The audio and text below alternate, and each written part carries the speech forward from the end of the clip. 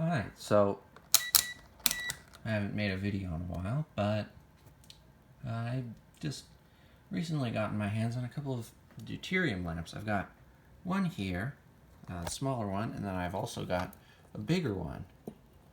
And if you look closely here, you can actually see that this base right here, the part of it in here, is actually made of uranium glass.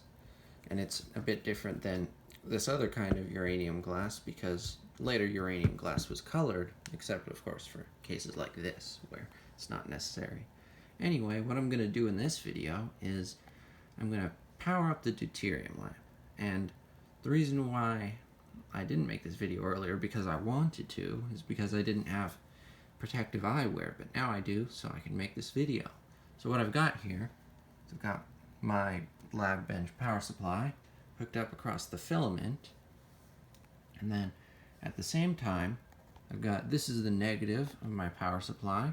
I've got it hooked all the way up to the filament because specifically negative, it matters because of thermionic emission, so that the electrons have an easier time coming off of the filament, and if you hook it up the other way, then it's not really going to work.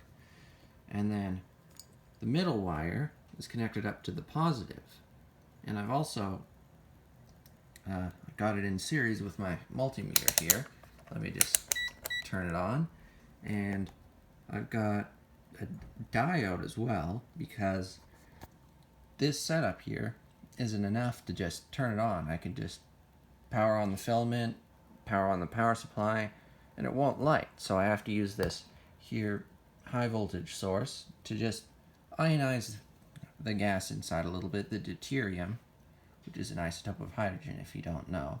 And that causes the arc to form, and that emits the spectrum of UV, which is UVA, UVB, and UVC, which in the atmosphere you don't actually have any UVC because the ozone layer blocks it.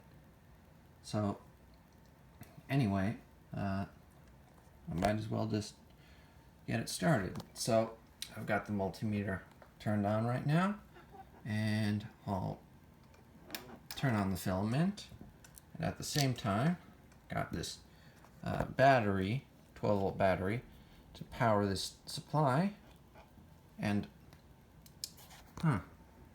doesn't seem to want to work. Oh, there we go.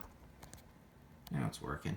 So the thing is that I want to increase the voltage slowly, because the thing with filaments is that it's not very good for them to just hit them with full voltage, because they're not up to their full resistance yet, because when things heat up, their resistance increases, and if I give it full voltage, then it's a spike of current's going to flow through, and that's a bit hard on it. So I just want to, you can see the current jumps up and then settles down, so I want to ease it into it a bit.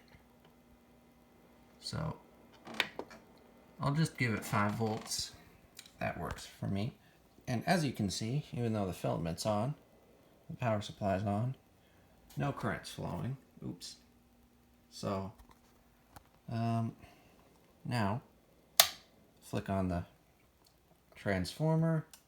It's already been fed with about 10 volts, so around 4,000 volts, maybe a little less. And for whatever reason, if I just turn it on while it's connected, it doesn't start, so I have to have a tiny arc flowing for it to start. And oh, by the way, before I start it, this power supply isn't really good for this type of application. It works, but it doesn't really like it, so it makes a really annoying noise while it's arcing. So anyway, just warning you, might want to turn down your headphones if you're wearing any. And I'll just try to start it. There we go. So switch off the high voltage supply. As you can hear, it's making a very annoying noise. And you can see around 150 milliamps are flowing. The best sort of setup for this is if you use a constant current supply as opposed to a constant voltage supply like this one. And as you can see, if I hold up this uranium glass to it, it starts to glow. And now it's not going to glow as brightly as if I hit it with a UV light, like a little, flashlight, because that's UVA, or near UV. So that's going to penetrate the glass much easier than the short wavelengths.